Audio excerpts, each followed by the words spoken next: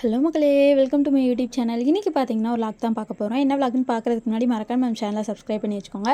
First time பார்க்குறீங்கன்னா மறக்காம subscribe பண்ணி வச்சுட்டு அப்படி பக்கத்தில் உள்ள பெல் ஐக்கானை கிளிக் பண்ணிங்கன்னா நான் போகிற எல்லா வீடியோ உங்களுக்கு நோட்டிஃபிகேஷன் வந்துடும். இன்றைக்கி நம்ம என்ன பண்ண போகிறோம்னு பார்த்தீங்கன்னா ஸ்வீட் ரெசிபி ஏதாவது சாப்பிடணும்னு தோணுச்சுங்க. அதனால் பார்த்தீங்கன்னா பாதுஷா பண்ணிடலாம் அப்படின்னு ஒரு ஐடியா. ஸோ எப்படி பண்ணுறதை நம்ம பார்த்துடலாமா? அதுக்கு தேவையானது பார்த்தீங்கன்னா ஒரு பவுல் எடுத்துகிட்டு சோடாப்பு கொஞ்சோண்டு போட்டுக்கோங்க. நீங்கள் நார்மலான உப்பு கொஞ்சோண்டு போட்டு கொஞ்சோண்டு தண்ணி ஆட் பண்ணிக்கோங்க. ஆட் பண்ணிவிட்டு அந்த உப்பு கரைகிற அளவுக்கு கொஞ்சம் நல்லா கிளறி விட்டுட்டே இருங்க. அந்த உப்பு பார்த்திங்கன்னா தண்ணியில் நல்லா கரையணும். அது வரைக்கும் பார்த்திங்கன்னா கொஞ்சம் நல்லா அப்படியே கையை வச்சு கிளறி விட்டிங்கன்னா இப்படி கரைஞ்சிரும். இந்த ஸ்டேஜில் பார்த்திங்கன்னா நம்ம மாவு ஆட் பண்ணிக்கலாம். நான் என்ன மாவு எடுத்திருக்கேன்னு பார்த்திங்கன்னா மைதா மாவு தான் எடுத்திருக்கேன். நீங்கள் பார்த்திங்கன்னா கோதுமை மாவு கூட எடுத்துக்கலாம். பட் மைதா மாவு போட்டிங்கன்னா கொஞ்சம் நல்லாவே இருக்கும், கொஞ்சம் கடை ஸ்டைலில் வரும். அப்படிங்கிறதுனால நான் மைதா மாவு எடுத்திருக்கேன். நீங்கள் ஃபஸ்ட் டைம் பண்ண போகிறீங்கன்னா கொஞ்சம் கம்மியாகவே ஆட் பண்ணிக்கோங்க. நான் பார்த்தீங்கன்னா ஃபஸ்ட் டைம் ட்ரை பண்ணுறேன். என்னால் பார்த்தீங்கன்னா கொஞ்சம் கம்மியாகவே நான் ஆட் பண்ணியிருக்கேன். கொஞ்சம் நல்லா வந்துச்சு அப்படின்னா நம்ம இன்னொரு தடவை பார்த்திங்கன்னா நல்லா நிறையாவே பண்ணிக்கலாம். அதுக்காக பார்த்திங்கன்னா நான் எப்போயுமே ஃபஸ்ட் டைம் பண்ணுறேன் அப்படின்னா கொஞ்சம் கம்மியாகவே தான் பண்ணுவேன் நான். அதுவும் இல்லாமல் எங்கள் வீட்டில் நாங்கள் 3 பேர் மட்டும்தான், நான், தம்பி, அம்மா, நாங்கள் 3 பேர் மட்டும்தான் சாப்பிடுவோம். அப்பா பார்த்திங்கன்னா அவ்வளோவா சாப்பிட மாட்டாங்க. அதனால் எங்கள் 3 பேர்த்துக்கு தகுந்த மாதிரி நான் பண்ணிக்கிட்டேன். கொஞ்சோண்டு பார்த்திங்கன்னா நல்லா மாவு போட்டு அந்த தண்ணியில் பிசைஞ்சு விட்டதுக்கப்புறம் நெய் இருந்துச்சுன்னா அது கொஞ்சம் தாராளமாகவே ஊற்றிக்கோங்க. எங்கள் வீட்டில் நெய் இல்லைங்க, கொஞ்சம் காலி ஆயிடுச்சு. அதனால் பார்த்திங்கன்னா பாக்கெட் நெய் எடுத்திருக்கேன் நான். அதில் பார்த்திங்கன்னா கொஞ்சம் நல்லா ஊற்றியாச்சு. ஊற்றிட்டு பார்த்திங்கன்னா அதை நல்லா கிளறி விட்டுக்கலாம் நம்ம. இப்போ அது பார்த்திங்கன்னா அந்த மாவோட மிக்ஸ் ஆகும் போது பார்த்திங்கன்னா நல்லா சாஃப்டாக வரும். அதுக்காக தான். அதுவும் இல்லாமல் ஸ்மெல்லும் பார்த்திங்கன்னா சூப்பராக இருக்கும், நெய் ஸ்மெல்லு. இது எல்லாத்தையும் பார்த்திங்கன்னா நல்லா கிளறி விட்டுக்கோங்க. கொஞ்சம் நல்லா பார்த்திங்கன்னா கட்டியாக நம்ம சப்பாத்தி பதத்துக்கு கிளறி விட்டுக்கலாம். அது வரைக்கும் பார்த்திங்கன்னா நல்லா அந்த நெய் எல்லா இடத்துலையும் பாடுற அளவு கொஞ்சம் கொஞ்சமாக தண்ணியாக ஆட் பண்ணி பண்ணுங்கள். உங்களுக்கு அந்த கட்டியாக வர்ற அளவுக்கு நமக்கு இருக்கணும். கொலன்னு ஆக்கிடாதீங்க. நல்லா கட்டியாக இருந்தால் தான் அது சூப்பராக இருக்கும். தண்ணிக்கு பதில் நீங்கள் பால் ஆட் பண்ணாலும் பால் ஆட் பண்ணிக்கலாம். நான் பால் வாங்கலை, அதனால் பார்த்திங்கன்னா தண்ணி ஆட் பண்ணியிருக்கேன். ஃபைனலாக பார்த்திங்கன்னா எல்லாத்தையுமே நல்லா பிசைஞ்சாச்சு.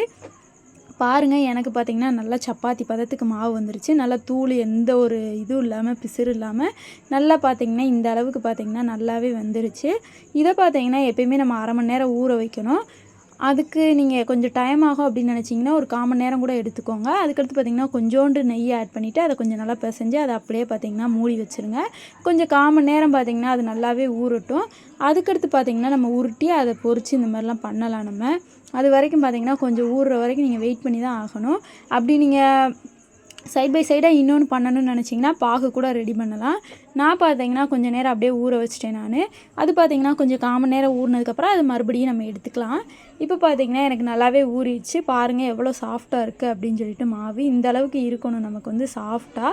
ஆல்ரெடி மைதா மாவு பார்த்திங்கன்னா எப்பயுமே சாஃப்டாக இருக்கும். அதுக்கடுத்து பார்த்திங்கன்னா இது கொஞ்சம் நல்லாவே சாஃப்டாக இருந்துச்சு. இதை பார்த்திங்கன்னா நம்ம நெய்யை கையில் ஊற்றிக்கலாம். நம்ம கொஞ்சம் நல்லா 2 கையிலையும் ஊற்றிக்கோங்க. ஊற்றிட்டு பார்த்திங்கன்னா அப்போ தான் நம்ம உருண்டை பிடிக்கும் போது பார்த்திங்கன்னா கொஞ்சம் நல்லா கரெக்டாகவே வரும். நம்ம பார்த்திங்கன்னா கடையில் வாங்குகிற அளவுக்கு வருமா அப்படின்னு கேட்டால் இல்லை. கொஞ்சம் அதே மாதிரி ஸ்டைலில் நம்ம பார்த்திங்கன்னா வீட்டில் ஈஸியாக செஞ்சு சாப்பிட்லாம் அப்படிங்கிறதுக்காக தான் நான் சொல்கிறேன். இதை பார்த்திங்கன்னா நம்ம ஒவ்வொரு உருண்டையாக பார்த்திங்கன்னா கொஞ்சம் பிக்கிறதுக்கு பார்த்திங்கன்னா கொஞ்சம் கஷ்டமாக இருக்குங்க எப்பயுமே மைதா மாவு. அதனால் முதலே பிச்சு வச்சுக்கோங்க. பிச்சு உள்ளே போட்டிங்கன்னா அதுக்கடுத்து நீங்கள் பண்ணும்போது பார்த்திங்கன்னா உங்களுக்கு ஈஸியாக இருக்கும் அந்த இது உருட்டுறதுக்கு. அதனால் பார்த்திங்கன்னா நான் முதலே குட்டி குட்டியாக பார்த்திங்கன்னா எனக்கு தகுந்த அளவுக்கு நான் பிச்சு வச்சுக்கிட்டேன். எனக்கு பார்த்திங்கன்னா ஒரு 7 பீஸு கிட்ட வந்துச்சு. இந்த மாவுலே 7 பீஸ் கிட்ட வந்துச்சு. நீங்கள் பார்த்திங்கன்னா எவ்வளோ குவான்டிட்டி எடுக்கீங்களோ அதுக்கு தகுந்த மாதிரி எடுத்துக்கோங்க. அதுக்கடுத்து பார்த்திங்கன்னா நம்ம உருட்ட ஆரம்பிச்சிடலாம். நான் பார்த்திங்கன்னா நெய்யை கையில் ஆட் பண்ணிவிட்டு அதை பார்த்திங்கன்னா அப்படியே உருட்ட ஆரம்பிச்சிட்டேன் நான். நல்லா பார்த்திங்கன்னா பால் மாதிரி உருட்டணும். அது வரைக்கும் பார்த்திங்கன்னா நல்லா உருட்டிட்டு நம்ம குலோப்ஜானுக்கு உருட்டுவோம் பார்த்திங்களா, அதே ப்ராசஸ் தான். நல்லா உருட்டி முடிச்சதுக்கப்புறம் நடுவில் ஒரு ஓட்டையை போட்டுருங்க. அப்படி நீங்கள் இது வந்து சிம்பிளாக இருக்கும். இன்னொன்று பார்த்திங்கன்னா நம்ம சுற்றி விடுற மாதிரி இருக்கும். எனக்கு பார்த்திங்கன்னா எதுவுமே வரலங்க. சரி ஏதாவது ஒன்று பண்ணுவோம் அப்படிங்கிறதுக்காக பண்ணிட்டேன் நான். ஏதோ பேட்சை பொருட்கெலாம் பண்ணி நான் வாட்டிக்கு பண்ணிகிட்டு இருந்தேன். அது பார்க்கவே எனக்கே சிரிப்பாக வந்துச்சு. ஏன்னா ஃபஸ்ட் டைம் பண்ணுறோம்ல, என்னால் கொஞ்சம் சொதப்ப தான் செய்யும். அதெல்லாம் அட்ஜஸ்ட் பண்ணிக்கோங்க. என்னதான் இருந்தாலும் நல்லாயிருக்கோ நல்லாலையோ நம்ம தானங்க சாப்பிட போகிறோம். அதனால் பார்த்திங்கன்னா எப்படியோ அட்ஜஸ்ட் பண்ணிவிட்டு நான் பார்த்திங்கன்னா ஒரு சேஃபில் வச்சாச்சு. இதே மாதிரி பார்த்திங்கன்னா எல்லாத்தையுமே நீங்கள் உருட்டி எடுத்துக்கோங்க. இது எல்லாத்தையுமே உருட்டி வச்சதுக்கப்புறம் பார்த்திங்கன்னா நம்ம பொரிக்க போகிறோம். அதுக்கடுத்து பார்த்திங்கன்னா எல்லா ப்ராசஸும் நம்ம செஞ்சிடலாம்.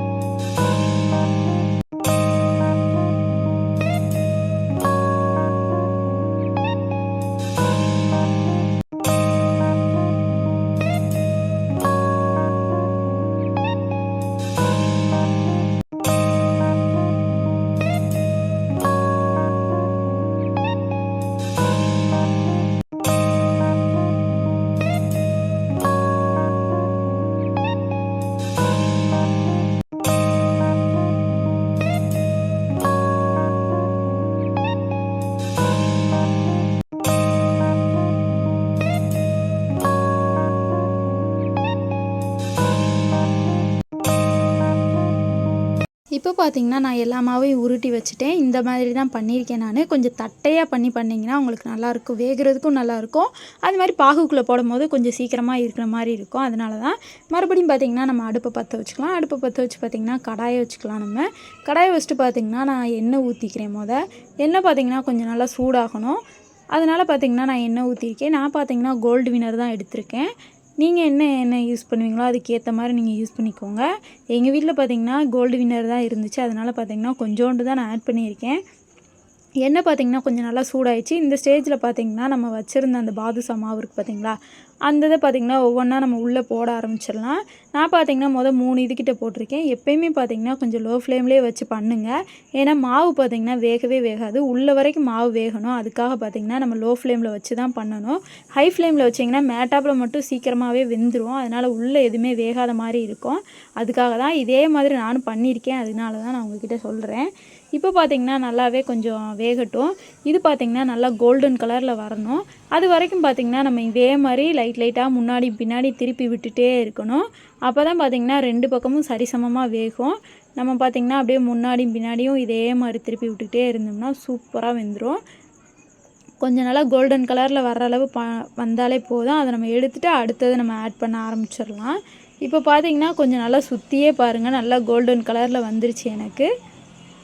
இதே மாதிரி பார்த்திங்கன்னா 2 பக்கமும் அப்படியே லைட்டாக திருப்பி விட்டுக்கோங்க. அந்த வெள்ளை கலரில் இருக்கவே கூடாதுங்க. சுற்றி எல்லாமே கோல்டன் கலரில் தான் இருக்கணும். லைட்டாக வெள்ளை படைஞ்சு இருக்கிற மாதிரியே இருக்கவே கூடாது. அந்த மாவு தெரியவே கூடாது. அந்தளவுக்கு பார்த்திங்கன்னா நல்லா கோல்டன் கலரில் இருக்கணும். மறுபடியும் சொல்கிறேன், லோ ஃப்ளேம்லேயே வச்சு பண்ணுங்கள். ஹை ஃப்ளேமில் வச்சிடாதீங்க. ஹை ஃப்ளேமில் வச்சிங்கன்னா மேட்டாப்பில் மட்டும்தான் வேகும், உள்ளே எதுவுமே வேகாது. ஏன்னா இது மைதா மாவு. கோதுமை மாவுனா கூட கொஞ்சம் பரவலாமல் இருக்கும். பட் மைதா மாவு பார்த்திங்கன்னா மேட்டாப்பில் மட்டும்தான் வேகும்.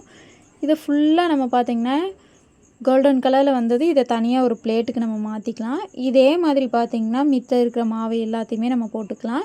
மித்ததுக்கு பார்த்திங்கன்னா நான் 4 கிட்ட வச்சுருந்தேன். அந்த 4 இதையும் போட்டாச்சு. போட்டு பார்த்திங்கன்னா இதையும் பார்த்திங்கன்னா நம்ம எல்லாத்தையுமே பொறுமையாக இதே மாதிரி பண்ணணும்.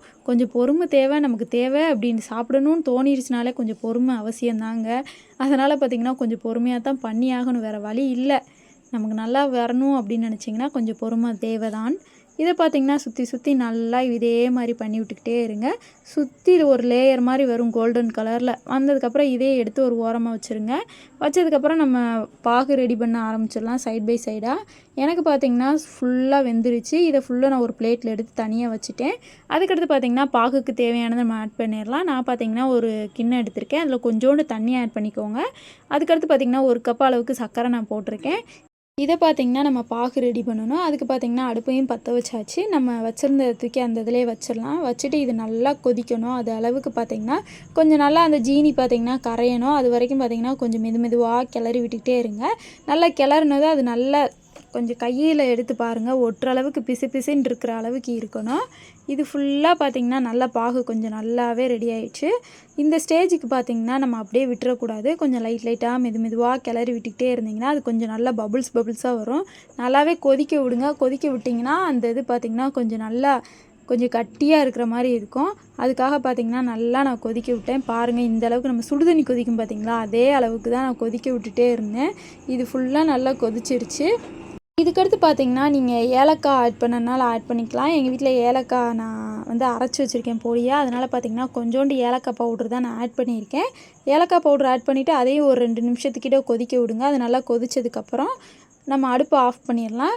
இப்போ பார்த்திங்கன்னா எனக்கு நல்லாவே ஒட்ட ஆரம்பிச்சிருச்சு. அது ஒரு ஓரமாக வச்சதுக்கப்புறம் நம்ம வச்சுருந்தோம் பார்த்திங்களா பாதுஷா, நல்லா வேக வச்சு எடுத்துருந்தோம்ல, இதை பார்த்திங்கன்னா அந்த பாகுக்குள்ளே போட்டுடலாம். நம்ம போட்டுட்டு பார்த்திங்கன்னா ஒரு 1/2 மணி நேரம் இல்லைன்னா 1 மணி நேரம் நல்லாவே ஊறட்டும். ஏன்னா மைதா பார்த்திங்கன்னா கொஞ்சம் ஊறுறதுக்கு லேட் ஆகும். அதனால் கொஞ்சம் டைம் ஆகும்.